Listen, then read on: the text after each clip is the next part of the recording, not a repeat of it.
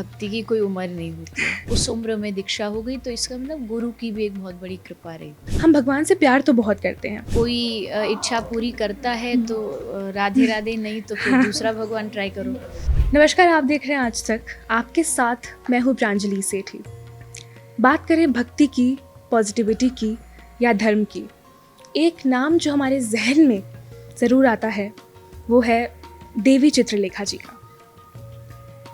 देवी चित्रलेखा जी, आपका बहुत बहुत स्वागत है आज तक बहुत पे। बहुत धन्यवाद। आपने इतनी छोटी उम्र में भगवत कथा का प्रचार शुरू कर दिया। जब बच्चों की खेलने कूदने की उम्र होती है, उस वक्त आपके मन में एक आध्यात्मिक लगान किस प्रकार आया?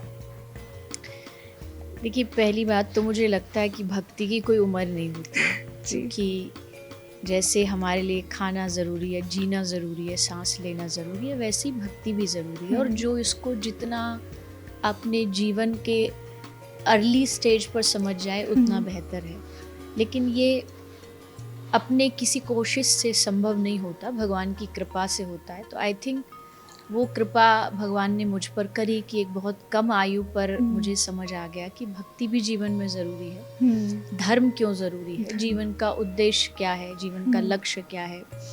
और मैं ये कह सकती हूँ कि इसमें बहुत सारे फैक्टर्स रहे। परिवार का जो संस्कारिक माहौल, भक्ति में माहौल रहा, वो रहा। जिस जगह जन्म हुआ है वहाँ क्षेत्र का, वृंदावन का बहुत बड़ा असर रहा।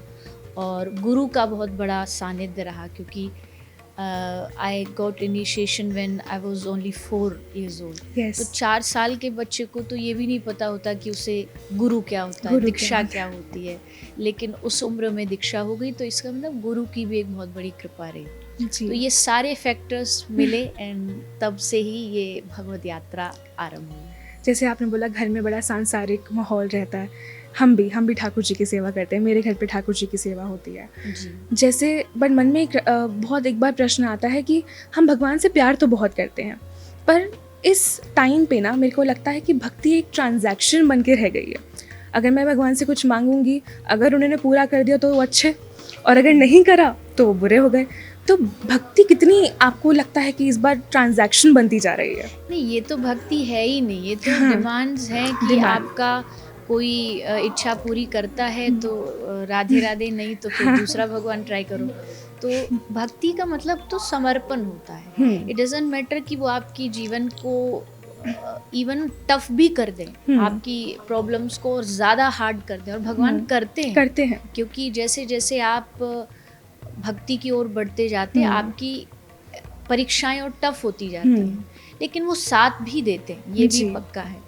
लेकिन भक्ति का मतलब कभी भी ये ना समझें, मुझे लगता है ये एक दुनिया में ये बहुत बड़ा मिसकंसेप्शन है कि लोग समझते हैं कि भक्ति करने से भगवान हमारे रोगों को दूर कर देंगे, हमारे परेशानियों को दूर कर देंगे। वो तो ऑलरेडी रहेंगी क्योंकि वो आपका प्रारब्ध है, उसे भगवान नहीं काटेंगे। लेकिन वो इतना आपको मजबूत बना देंगे कि आप उसमें भी खुश रहोगे, उसमें भी प्रसन्न रहोगे कि जीवन है जी। तो ये जिंदगी तो भगवान ने दी है, इसको जैसे भी है बस निकालना है उनके नाम के साथ। आप इतने सालों से भक्ति की बातें करती हैं, धर्म आप बताते हैं।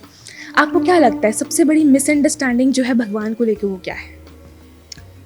आई थिंक यही है जो मैं हमेशा कहती हूँ कि लोगों को लगता है भगवान इच्छा पूरी करने की कोई मशीन है। ना तो भगवान मशीन है, एंड सेकंड एक ये भी हो सकता है जो मुझे लगता है कई लोग कहते हैं मैं दुनिया में किसी से नहीं डरता सिवाय भगवान के। ये एक बहुत बड़ी गलतफहमी है, क्योंकि भगवान डरने की चीज़ है, डरने की चीज़ नहीं है। भगवान प्रेम करने की चीज़ है। डरो आप अपने कर्मों से, डरो अपनी बुराइयों से, डरो जो आप गलत कर रहे हो लोगों के साथ, उससे डरो। भगवान से क्या डरना? भगवान कहते हैं कि मैं कोई ना तो आपके, यहाँ तक कि भगवान ने जो आपके कर्मों का भी एक सीक्वेंस बनाया ना, उसके लिए एक सिस्टम सेट कर दिया। जस्ट लाइक आप यहाँ अपने ऑफिस में काम करते, तो ऑफिस का एक ऑलरेडी सिस्टम है। आपको सिक्योरिटी क्रॉस करके आनी पड़ेगी, आपको अपना फेस रिकॉग्नाइज कराना पड़ेगा। तो उस सिस्टम में अब डेली कुछ नहीं करना पड़ रहा है, ऑटोमेटिकली चल रहा है। तो भगवान ने भी कर्म का जो सिस्टम है वो बना दिया है। अब भगवान शांति से बस बैठे बैठे आनंद ले रहे हैं। तो ये जो है कि हमें भगवान से डरना चाहिए, बिल्कुल भी नहीं। भगवान डरने की चीज़ नहीं है। भगवान से जितना हो सके प्यार करो। जैसे मैं भी गीता गोष्ठी अटेंड करती हूँ, हमें ये भी सिखाया वहाँ पे गया था, अगर हम जैसे नाम जप भी करते हैं तो भगवान, अगर आपके कर्म जिससे आप नाम जप कर रहे हैं उससे आपके जो पाप हैं वो धीरे धीरे कम होते हैं, जी भगवान अपने पे एक ले लेंगे। अगर आप पे 100 आने वाले, अगर मेजर आपका एक्सीडेंट होने वाला होगा, वो मेजर ना होकर बहुत छोटे से में निपट जाएगा। जी। तो आपके इसमें ये हमने बहुत सुना है। नहीं, बिल्कुल भक्ति आपको बहुत कुछ चीज़ों से बचाती है, ख़त्म नहीं करती चीज़ों को, हाँ जी। लेकिन बहुत सारी चीज़ों से एक सुरक्षा देती है। जस्ट लाइक अभी आपके सामने जो कप रखा है, हाँ जी। इसमें कॉफ़ी चाय जो भी रखो एकदम गर्म होगा। हाँ जी। अगर आप इसको डायरेक्ट पकड़ेंगे तो आपके हाथ को जलाएगी, बट इसमें साइड में हैंडल दे हाँ दिया। जी।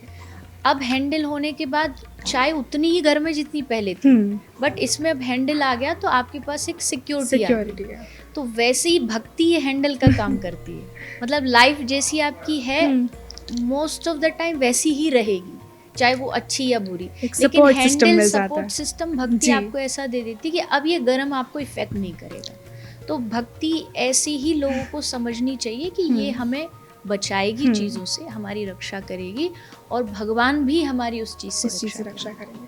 जैसे ना, being a gen Zee, I would say, मैंने आपसे पहले भी बोला मेरे कई प्रश्न रहेंगे, और इस टाइम पे जो पहला प्रश्न मैं एक जेन ज़ी से रिलेटेड ज़रूर आपसे पूछूंगी। अगर हम किसी व्यक्ति के प्रति आकर्षित होते हैं, हमें भगवान याद आते हैं ताकि भाई वो व्यक्ति हमें मिल जाए। अगर वही व्यक्ति इनकन्सिस्टेंसी शो करता है, हमें फिर भगवान याद आते हैं कि ऐसा क्यों हो रहा है। वही व्यक्ति हमारा दिल तोड़ दे, हमें फिर भगवान याद आते हैं कि ऐसा क्यों हो गया। जो बहुत आम प्रश्न हमारे मन में आता है, वो तो सबके मन में आता है कि भाई मैं ही क्यों, मेरे साथ ऐसा क्यों हुआ। पर मेरे मन में एक और प्रश्न आता है कि अगर वो इंसान हमारी ज़िंदगी में लिखा ही नहीं था तो भगवान ने भेजा क्यों? कौन सा ऐसा लेसन सिखाने की कोशिश कर रहे हैं? तो इसके पीछे क्या है? लिखा तो था, बिना लिखे तो नहीं आएगा, लेकिन उतने ही शॉर्ट पीरियड ऑफ टाइम के लिए लिखा था। क्या सिखाने की कोशिश कर रहे हैं, ये एक बहुत बड़ी चीज़ है। ये आपको अपनी बुद्धि लगानी पड़ेगी। बुद्धि भी, देयर आर 2 टाइप्स ऑफ बुद्धि की, एक होती है नॉर्मल, एक होती है जिस बुद्धि में विवेक होता है, इंटेलेक्चुअल माइंड्स। तो वो बुद्धि आपको आध्यात्मिकता देती है, बुद्धि में विवेक आपको आध्यात्मिकता देती है कि आप निर्णय कर पाओ, आप डिसाइड कर पाओ कि क्या आपके लिए सही है, क्या आपके लिए गलत है, कौन व्यक्ति आपके लिए गलत है, क्या सिचुएशन आपके लिए गलत है। तो अगर भगवान ने कोई भी सिचुएशन हमारी लाइफ में दी है तो इट्स 100% गारंटीड है कि वो व्यक्ति हमारे लाइफ में पूर्व के कर्मों से लिखा तो गया था।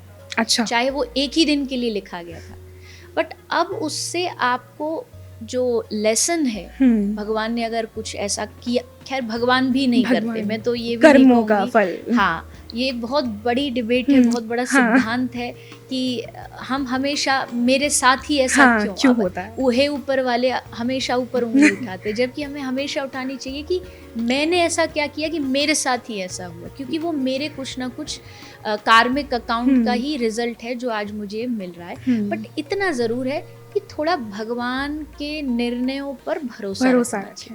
मतलब इतना तो अपने आप को मजबूत बनाना चाहिए कि अगर भगवान ने ये चीज़ मुझसे छीनी है, ये व्यक्ति मुझसे छीना है, तो इसका मतलब है कि इसके पीछे उसकी बहुत बड़ी कोई सोच है, विचार है। बस इतना भरोसा जिस दिन हमें जाग गया, उस दिन हमें भगवान के निर्णय पर उंगली तो उठाने का मन नहीं करेगा। जैसे एक और हमारी यंग जनरेशन का सवाल है, हम बहुत इजीली बोल देते हैं कि माफ़ कर देना चाहिए, पर किसी इंसान ने इतनी पीड़ा पहुंचाई हो, इतना हमें कष्ट दिया हो, उसके वो जानता है कि वो उससे हमें कष्ट दिया, उसके बाद भी वो कुछ ठीक नहीं कर रहा उस चीज़ को लेके, वो तब जो होता है माफ़ करना बहुत मुश्किल हो जाता है मेरी माने तो। मतलब हम सभी यही सोचते हैं।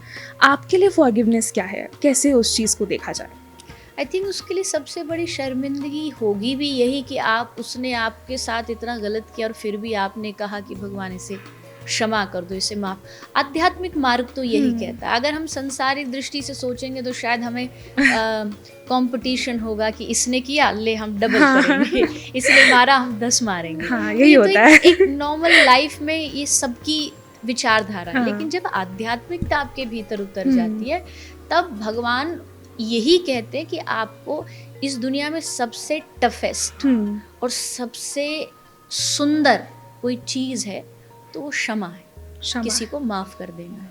सबसे टफेस्ट भी है, सब बहुत टफेस्ट है। ह्यूमन नेचर में अपने आप एक बदले की भावना होती है कि मैं ये इसके लिए बिल्कुल। करके दिखा दूंगा।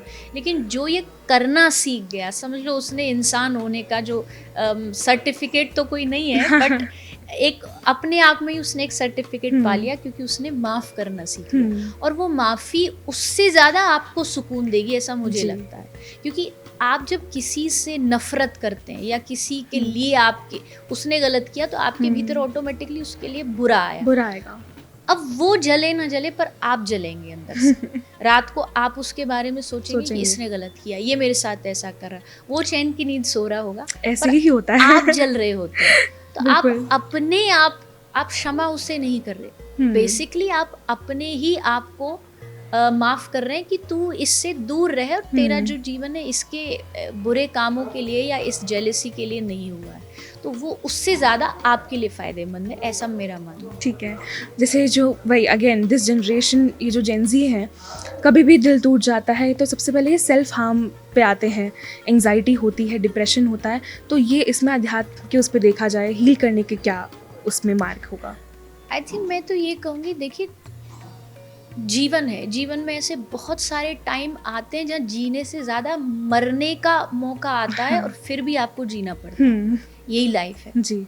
आपको हर कदम पर उस सिचुएशन को हैंडल करना पड़ेगा, और ये आप आध्यात्मिकता से ही कर पाओगे। क्योंकि कोई व्यक्ति, कोई परिस्थिति आपको आकर के तुरंत परेशान कर दे, तुरंत आप उस चीज़ के लिए डिप्रेस्ड हो जाएं, तो इसका मतलब है कि आपके जीवन का कंट्रोल आपके हाथ में नहीं है। और जिसके जीवन का कंट्रोल खुद के पास नहीं है, वो इस दुनिया का सबसे दुखी आदमी है। क्योंकि उसे पता ही नहीं कि नेक्स्ट पल में उसके साथ क्या हो जाए। अभी वो कहीं से गुजर के गया और किसी ने उसको सल्यूट नहीं किया, वॉचमैन ने, उतने में डिप्रेस्ड हो जाएगा। तो उस यानी कि उसकी जीवन की खुशी, दुख, सब कुछ सामने वाले पे डिपेंड है। और इस दुनिया में आप सब कुछ संभाल सकते हो, लेकिन सामने वाले का रिएक्शन नहीं संभाल सकते, क्योंकि वो उसकी अपनी सोच है, अपनी सिचुएशन है। तो आई थिंक ये चीज़ थोड़ा कहने में आसान ज़रूर लगती है, बट ये प्रैक्टिस से हो सकती है, अभ्यास से सब कुछ संभव है कि आपको अपनी परिस्थितियों को, अपनी लाइफ का जो कंट्रोल है वो अपने हाथ में रखना चाहिए। जैसे ये भी कई बार प्रश्न आता है कि अगर भगवान सच में है तो हम तीर्थ पे क्यों जाते हैं, हम गुरुओं से क्यों मिलते हैं, हम मंदिर क्यों जाते हैं? हमें तो ये भी सिखाया जाता है कि हर इंसान के अंदर भगवान है, जो कि पर्सनली मेरे लिए बहुत देखना मुश्किल हो जाता है उसके कर्मों के चक्कर में, कि इनके अंदर तो नहीं होगा, ऐसा बहुत बार आता है। तो बट अगर हाँ हमारे अंदर भी भगवान है, तो हम मंदिर क्यों जाते हैं, गुरुओं से क्यों मिलते हैं, तीर्थ पे क्यों जाते हैं? देखिए, अभी का एग्जाम्पल ले लीजिए, अगर हमें इंटरव्यू ही करना होता तो हम आपके घर भी कर सकते हैं, बट हमने ऑफिस चुना क्योंकि यहाँ प्रॉपर एक सिस्टम है, यहाँ कैमराज है, यहाँ टीम है, यहाँ एक माहौल है काम करने का। यहाँ आप आकर के जस्ट बैठ नहीं सकते, आपको उत्साह के साथ सुबह से लेके आपके टाइम जो भी आपका जॉब का है वो करना पड़ेगा, क्योंकि ऑफिस एक सिस्टम देता है। स्कूल है, बच्चे का स्कूल, घर में अगर उसके पेरेंट्स टीचर भी होंगे फिर भी वो उसे स्कूल भेजेंगे पढ़ने के लिए, क्योंकि वहाँ का एक डिसिप्लिन उसे सिखाता है। वैसे भगवान हमारे घर में भी है, हमारे आत्मा में भी है, लेकिन मंदिर में एक एनवायरनमेंट होता है, मंदिर की एक वायु होती है। वहाँ एक पंडित जो होते हैं पूरे विधि विधान से भगवान की स्थापना करते हैं, उनकी अष्टयाम सेवा होती है, भोग लगता है, आरतियाँ होती हैं, स्तुतियाँ गाई जाती हैं। वहाँ की हवा में, अणु में, परमाणु में भक्ति गूंज रही होती है। तो वहाँ जाकर के, जैसे हवा सब जगह, बहुत पुराना उदाहरण है, हवा सब जगह, फिर भी अगर आपके कार के टायर में हवा कम हो जाती है तो आप उसको ऐसी आकाश में उठा के नहीं बोल सकते कि हवा आ जा। आपको प्रॉपर एक दुकान जाना पड़ता है, वहाँ एक मशीन के द्वारा आपकी टायर में एयर डाला जाता है। वैसे भगवान हर जगह है, पर मंदिर या तीर्थ वो जगह है जो मशीन का काम करती है, आपके भीतर परमात्मा को स्थापन करने का काम करती है। तो आई डोंट थिंक सो कि इस पे कोई डिबेट या तर्क की आवश्यकता है। भगवान को हर जगह देखो, बट एटलीस्ट जब ना भी देख पाओ तो मंदिर तो एक ऐसी जगह है जहाँ आपको 100% कन्फर्म है यहाँ तो भगवान है। आपकी मैं कॉन्सर्ट के बारे में बात करना चाहूँगी, अनंतनाग जी 23 अगस्त को है, उसके पीछे ये जो है क्या सोच रही? पहले तो ये आई थिंक आज की दुनिया को देख करके जो आज के टाइम में स्थितियां हैं, परिस्थितियां हैं, लोग कहीं ना कहीं अपनी लाइफ में भाग रहे हैं, कोई ब्रेक नहीं है। तो शायद ये जो अनंतनाद है ये उनके जीवन में एक ठहराव का काम करेगा, एक ब्रेक का काम करेगा, एक गंभीरता जो लोगों के जीवन में नहीं है।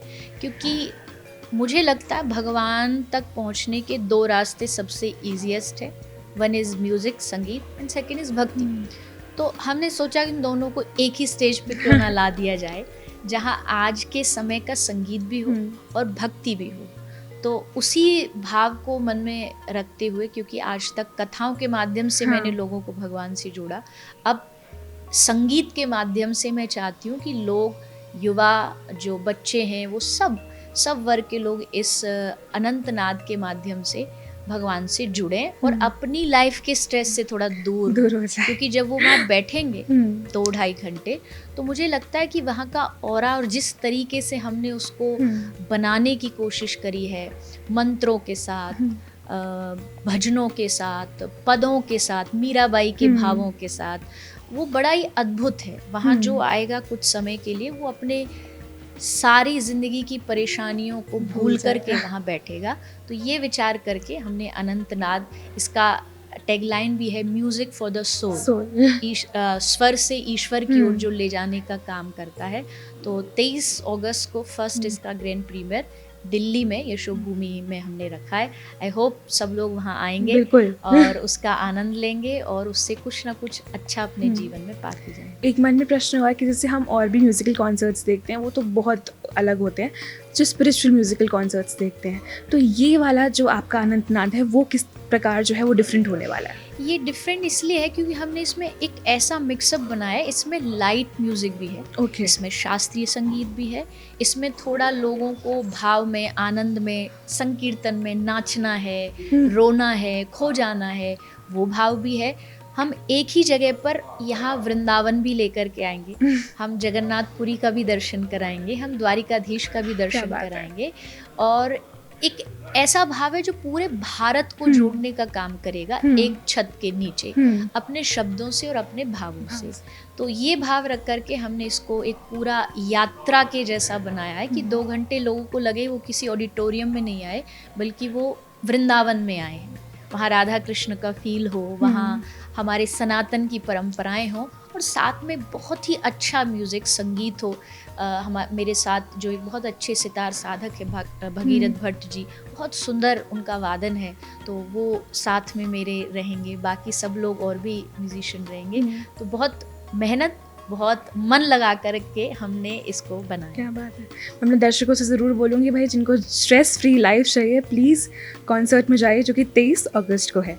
चित्रलेखा जी, बहुत बहुत धन्यवाद आज तक के साथ जुड़ने के लिए। बहुत बहुत धन्यवाद। राधे राधे। राधे राधे।